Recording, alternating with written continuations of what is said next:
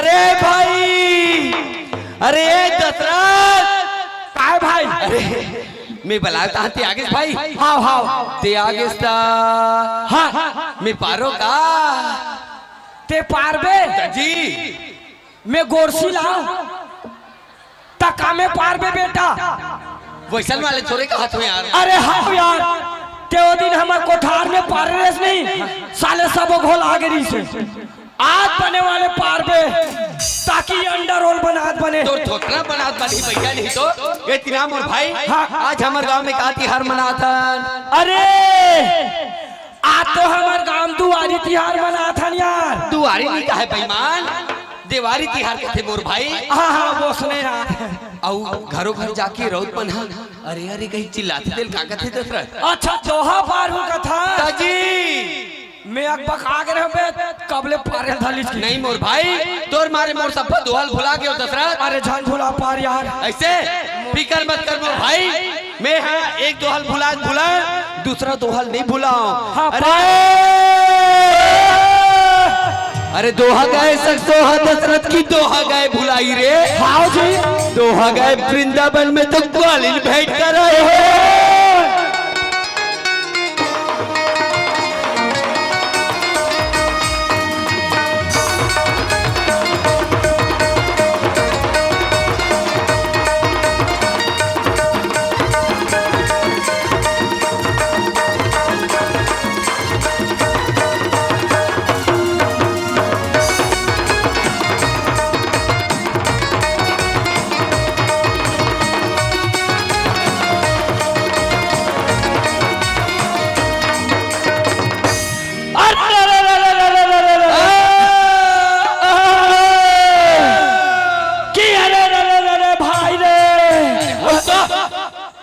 सत्रह बाले अरे अरे करत हस तब बोटिल मसाक बेबे तब पार ना भाई, मैं ते के बार चिल्ला हूं ना तब पारा तो हम का पार ना भाई. अरे अरे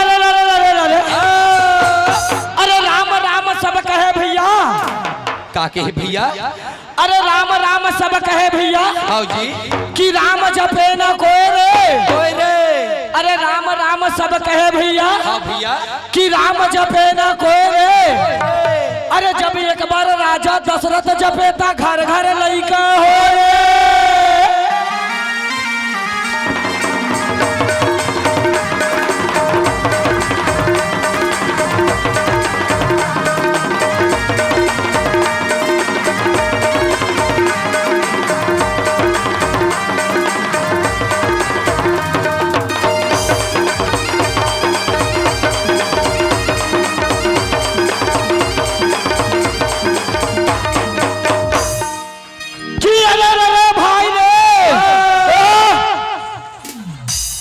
इस साले मंधा कहाँ पछवारी से मैं का जानू भाई.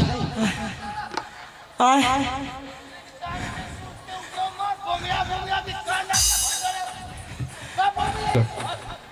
तोला सूरता नहीं है जी. आज गोवर्धन खुंडाल जाना है देवारी तिहार माना था. दिवाली तिहार मना तो तोला काया सन लगते जी. दिवाली तिहार मना तो कटो. हाँ मैं कौन जानता ते कौन है कौन मैं ते कौन है मंधा. मैं बस्ती के अकेला गौ चराने वाला रहूं. हाँ मोले बुला बिगड़ तुम गोवर्धन को ना जा दो.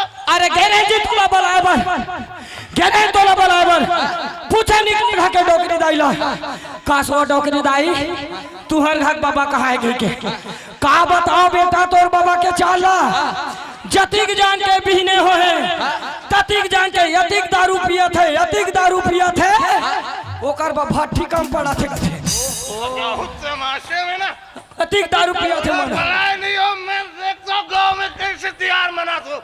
अरे तो गोवर्धन नहीं खुदा. अरे खुदा डरबो जी तोर बगल और बगैर गोवर्धन नहीं खुदा सके कोई. अरे खुदा डरबो. अरे वैसा नहीं एक बिगर नहीं खुदान भैया मना भलाई नहीं हो. मैं देखता हूँ गांव में कैसे. चलो नहीं मना अपने पर घर चलो. कोई तिहार बार नहीं हो यहाँ पे. जो बनाबे मंधा जल्दी करे हो गांव में मोर भलाई नहीं हो.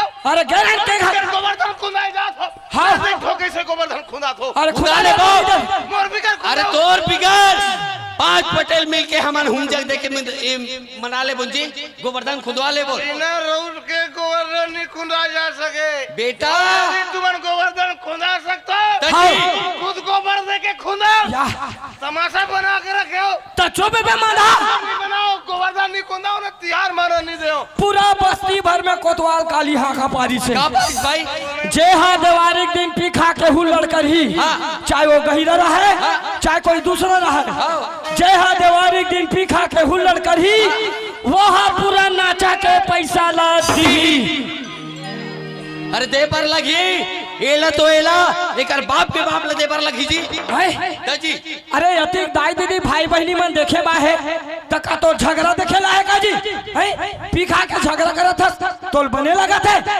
कौन कैसे कौन पिए ते कहाँ पिए है जी ते तो अमृत पिए है अमृत कैसे डांड के नाम में कैसे कप कपासी लगत बेटा